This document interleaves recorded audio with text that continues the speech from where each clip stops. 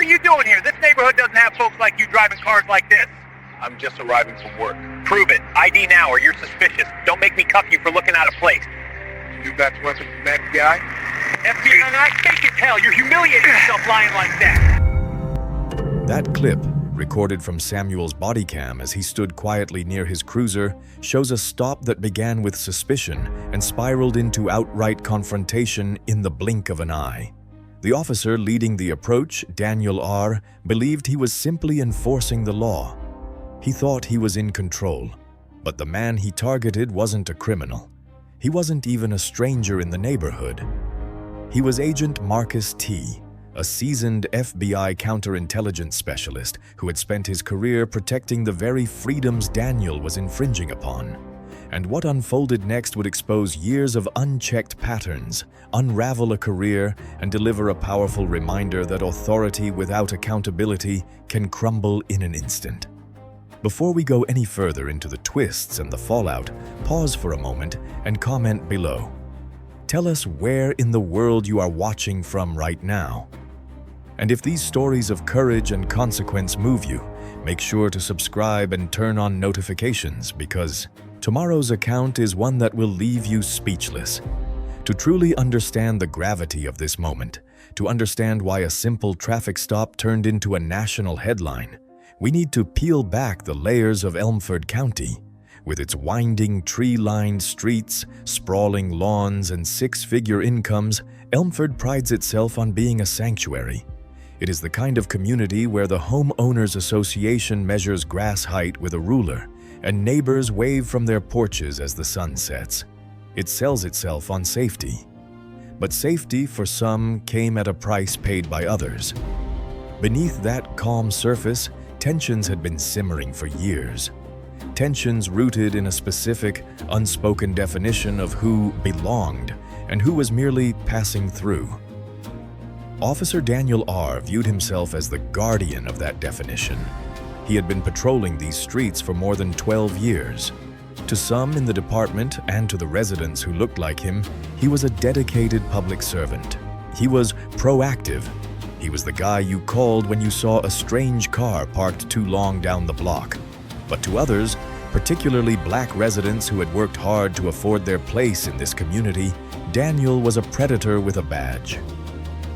Over the years, complaints had quietly accumulated in his personnel file, a stack of paper that told a damning story if anyone cared to read it. There was the incident with a software engineer, pulled over 3 times in a single month for driving too slowly in his own neighborhood. There was the pediatrician, stopped while walking her dog because she matched a vague description of a suspect that Daniel could never quite produce.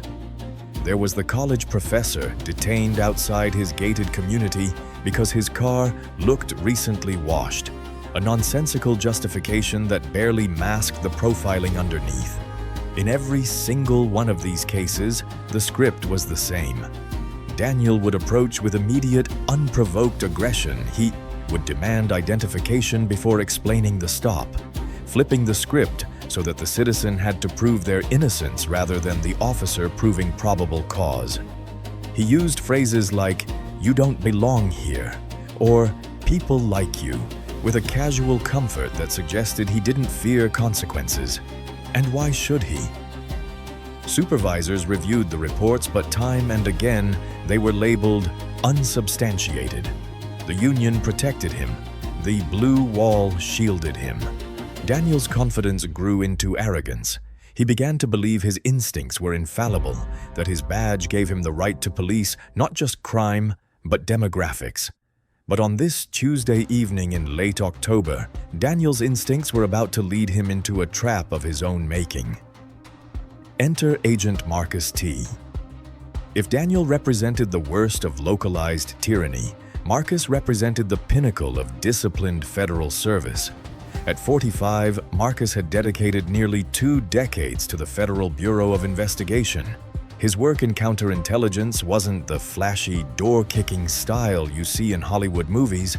It was cerebral. It was meticulous. It involved hunting down foreign assets, analyzing complex threat matrices, and ensuring national security stayed one step ahead of invisible enemies. Marcus was the kind of professional who thrived on precision. In his world, a single misplaced word or a moment of lost temper could compromise an operation. He was trained to read people, to de-escalate volatile situations, and to maintain a stone-faced composure when everything around him was chaos. He had chosen Elmford County deliberately for his family. After years of postings in busy urban field offices, he wanted stability. He wanted a good school district for his kids and a quiet street where he could unwind after 14-hour shifts. His luxury sedan, a sleek black model, wasn't a status symbol to show off. It was simply reliable, a small comfort he had earned. That evening, Marcus was exhausted. He had spent the day in a secure briefing room, reviewing classified intel on emerging cyber threats. His mind was still half stuck on encryption keys and foreign actors as he pulled into his driveway just after dusk. The porch light was on a timer, casting a warm, welcoming glow over the front door. He put the car in park, the engine ticking as it cooled. He loosened his tie, gathered his briefcase, and prepared to step out into the sanctuary of his home. He didn't know he was being hunted.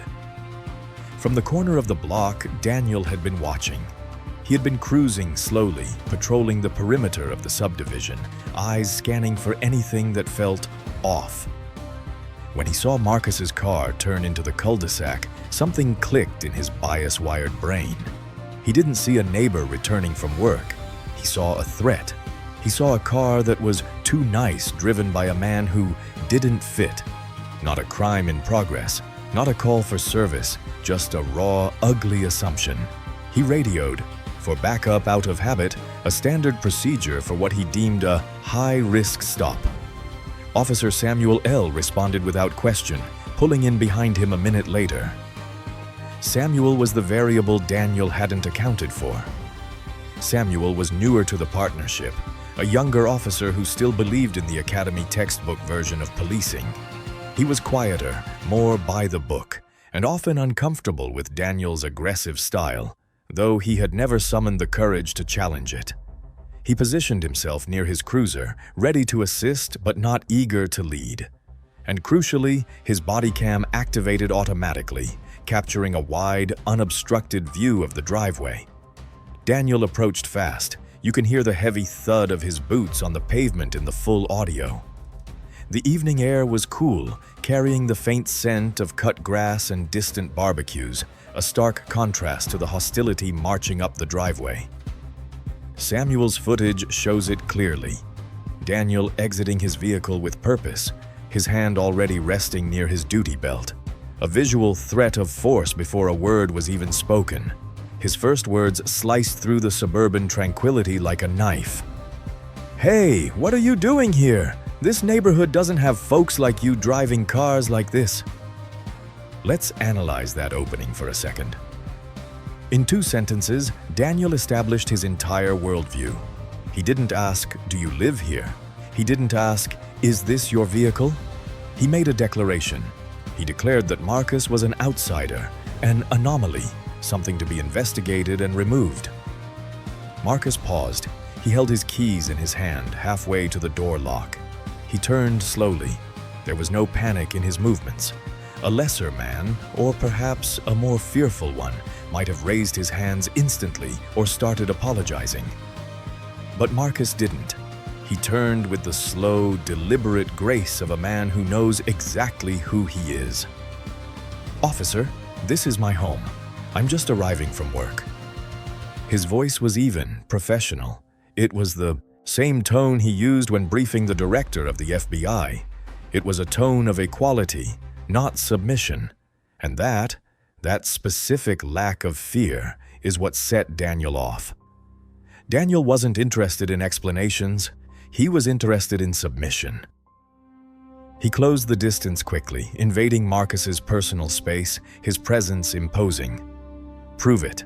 ID now or you're suspicious. Hands up. Don't make me cuff you for looking out of place." Looking out of place. It is a phrase that has no legal standing. It is not a crime. It is not probable cause. It is a confession of bias. Marcus recognized the tactic immediately. He had trained local police departments on this exact scenario. He taught seminars on how bias clouds judgment and escalates violence. He knew that Daniel was fishing, looking for a reaction, looking for a reason to take Marcus to the ground. Marcus decided to comply, but on his own terms. He moved deliberately. No sudden reaches that could be misinterpreted as a weapon retrieval. As he reached into his jacket pocket for his credentials, he spoke calmly, maintaining eye contact. "I am complying. This is how you guys work with the FBI?" It was a warning, a subtle hint to the officer that he was punching above his weight class. But Daniel was too blinded by his own narrative to hear it. He snatched the ID from Marcus's hand, scanning it with blatant disbelief. He looked at the badge, looked at Marcus, and laughed. Then, in a surge of frustration and adrenaline, he reached out and grabbed Marcus's tie, yanking him forward slightly. "FBI? Yeah, right. Fake as hell. You're humiliating yourself lying like that." The physical contact changed everything.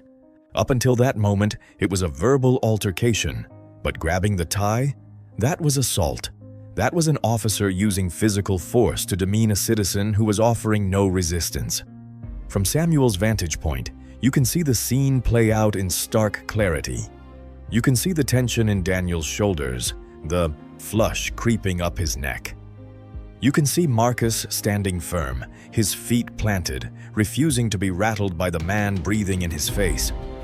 Samuel shifted his weight slightly by the cruiser, uncomfortable. He knew this was wrong. He knew procedure was being shredded, but he stayed silent, his camera capturing every second of the violation. Daniel's escalation didn't stop with the tie pull. He circled the car slowly, peering into the tinted windows, tapping the glass with his flashlight. "I need to check inside," he announced. "People hiding things act just like this. Unlock it." "No," Marcus said. One word, simple, powerful. "I am giving you a lawful order," Daniel barked, though it was anything but lawful. "You have no probable cause," Marcus replied, his voice like ice. "You have no warrant. You have stopped me in my own driveway based on nothing but your own prejudice. Run the ID properly, officer. Stop guessing and do your job. This is turning into harassment." Daniel scoffed, pulling his radio from his shoulder clip. He decided to call Marcus's bluff, convinced that the system would back him up. "Dispatch, this is Unit 4 Alpha. I've got a suspicious subject here, aggressive, refusing to cooperate, running a possible fake federal ID on a suspicious vehicle. Aggressive, refusing to cooperate." These were the magic words Daniel used to justify everything that came after. He spoke them with the certainty of a man who had never been told no. He expected the dispatcher to come back with a "no record found" or a mismatch. He expected the moment of triumph where he could slam Marcus against the hood of the car. But the radio waves don't lie. The silence that stretched while dispatch ran the numbers was heavy. You could hear the crickets chirping, the distant hum of traffic on the highway. Daniel stood with his hands on his hips, smirking. Marcus stood with his arms folded, waiting. Then the radio crackled. "Unit 4 Alpha, stand by." A pause. Then the E. Dispatcher's voice returned, clear and undeniable. "ID is valid. Subject is active federal personnel, Agent Marcus T. Clearance level top secret. No warrants, no flags. Vehicle is registered to the address on file." The words hung in the air like smoke. Active federal personnel. Clearance level top secret. Registered to the address. Daniel's jaw tightened. His smirk vanished, replaced by a flicker of confusion that quickly hardened into denial. He glanced back at Samuel as if searching for support, for someone to share in his disbelief. Samuel remained quiet, staring at the ground, his body cam still rolling. Daniel tried to recover. He couldn't admit he was wrong. His ego wouldn't allow it. "Still looks suspicious to me," he muttered, loud enough for Marcus to hear. FBI agents don't typically live in areas like this. You could be using a stolen ID. It was a desperate reach. He was doubling down, digging the hole deeper. By now, the commotion had drawn an audience. The quiet street wasn't so quiet anymore. Curtains parted in the house across the street.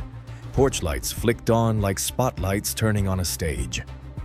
One woman, Mrs. Higgins, who had lived across the street for 30 years, stepped out onto her lawn. She held her phone in her hand, the screen glowing. "That's Marcus," she called out, her voice sharp and protective. "He's been here for 5 years. What on earth are you doing?" Daniel spun toward her, grateful for a new target to bully. "Ma'am, step back. This is an active investigation. Turn that phone off. You are interfering with police business." "I am standing on my own property," Mrs. Higgins shot back, her hand steady. "And I am filming everything." This was twist number 1. The community was no longer silent. They weren't just watching, they were witnessing. Her recording continued, syncing perfectly with Samuel's bodycam feed, capturing the audio from a different angle, proving that Daniel was aggressive not just to the suspect, but to the witnesses.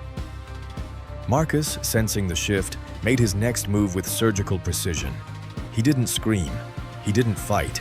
He simply reached into his pocket, slowly telegraphing the move, and pulled out his own phone. He activated the recording app, ensuring a third angle of evidence. Then he placed a call on speakerphone. Daniel watched him, wary. "Who are you calling? Put the phone down." Marcus ignored him. The line rang once, twice. Then a voice answered, deep, authoritative, and instantly recognizable to anyone in federal law enforcement. "Agent T, go ahead." "Supervisor," Marcus said, his voice crystal clear. "This is Agent T. I am currently at my residence in Elmford County. I am being unlawfully detained by a local officer who has assaulted me, refused to verify my credentials, and is now harassing my neighbors. I am requesting a formal log of this incident and immediate liaison with the local precinct commander." The supervisor's voice boomed through the speaker, cutting through the suburban night. "Copy that, Marcus. We are opening a file now. Keep the line open. I am contacting Chief Miller directly." This was twist number 2. The escalation wasn't going to be handled in the street. It was going over Daniel's head, straight to the top. Daniel's composure cracked visibly. The color drained from his face. His hand dropped from his belt, his posture shrinking. He looked at the phone, then at Marcus, then at the neighbor, and finally at Samuel. The realization hit him in waves. Everything was recorded. The tie grab, the insults, the lies to dispatch, the supervisor on the line. There was no report he could write, no creative language he could use that would erase the digital footprint of his arrogance. Samuel finally spoke up. It was the first time he had intervened verbally all evening. He took a step forward, his voice low but firm. Dan, we need to wrap this up. Now." It was a subtle intervention, but it was the final nail. Daniel muttered something about completing the paperwork later and began to back away. "You're lucky I have other calls," he spat out, a weak, face-saving lie that fooled absolutely no one. Marcus watched him go. He didn't taunt him. He didn't say, "I told you so." He just stood there, phone still in hand, watching the taillights of the cruiser fade down the street. The adrenaline was fading, replaced by a cold, hard resolve. This wasn't over. In fact, it had just begun. The immediate aftermath felt almost anticlimactic. The cruisers disappeared. Mrs. Higgins gave Marcus a thumbs up from across the street before going back inside. Marcus walked into his home, hugged his wife, and sat down at his kitchen table. He didn't sleep that night. Instead, he began to organize his evidence. The next morning, the storm broke. Mrs. Higgins had uploaded her video to a neighborhood watch group, and from there it jumped to Twitter and TikTok. By noon, it had 1.2 million views. The title was simple: Officer Assaults FBI Agent in Driveway. The comments poured in like a tidal wave. Anger, disbelief, demands for justice. Hashtags spread across platforms. A Elmford bias, a Agent Marcus, wa badges cam. Elmford County PD's leadership couldn't contain it. The phone lines at the station were jammed. Reporters were camped out on the precinct steps. An emergency press conference was called, where a sweating Chief Miller promised a thorough and transparent investigation. Behind the scenes, the department was in panic mode. Daniel was placed on paid administrative leave pending review, a vacation, as the critics called it. But the investigation that followed was unlike the ones before. This time, they couldn't sweep it under the rug. The FBI was watching. The Department of Justice was watching. Investigators pulled Daniel's file, the real file. They found the 15 prior complaints. They interviewed the software engineer, the pediatrician, the professor. They found a pattern so clear it was undeniable. But the smoking gun was Samuel's body cam footage. When investigators watched the 15 seconds of the initial stop and the minutes that followed, there was no defense. They saw the aggression. They heard the "folks like you" comment. They saw the tie grab. Samuel, to his credit, cooperated fully. He sat in the interview room and broke the code of silence. He admitted that there was no probable cause. He admitted that Daniel was agitated from the start. His testimony, combined with the video, sealed Daniel's fate. 3 months later, Marcus filed his lawsuit. It wasn't about money for him. He had a good salary. It was about sending a message that could be measured in zeros. The lawsuit claimed unlawful detention, racial profiling, violation of Fourth Amendment rights, assault, and intentional infliction of emotional distress. The demand was $2.5 million. The county attorneys took one look at the evidence. They looked at the neighbor's video. They listened to the FBI supervisor's recorded call. They watched Daniel's arrogant smirk on the body cam. And they folded. They knew that if this went to a jury, if a jury saw a decorated federal agent being treated like a criminal in his own driveway, the verdict would be double or triple that amount. The settlement was historic for the county. Full amount paid. But Marcus didn't stop there. As part of the settlement, he demanded policy changes. Mandatory implicit bias training for every officer, conducted by outside experts. Independent oversight for all traffic stops involving a search. And a mandatory duty to intervene policy that would require officers like Samuel to step in immediately, not later. Daniel's termination was announced on a Friday afternoon. He tried to appeal, claiming he was just being a proactive policeman, but the arbitration board upheld the firing. He was stripped of his badge, his pension was frozen pending further legal review, and his career in law enforcement was effectively over. He became a pariah in the department, the man whose arrogance cost the county millions and humiliated the force. Samuel, interestingly, emerged with his reputation intact, though scarred. He was never charged, as he hadn't committed the assault, but he faced disciplinary action for not intervening sooner. He accepted it. He later became a training coordinator for the department, using the footage of that night, his own footage, to teach new recruits what not to do. He used his mistake to build a better generation of officers. As for Marcus, he returned to his work. He didn't go on a media tour.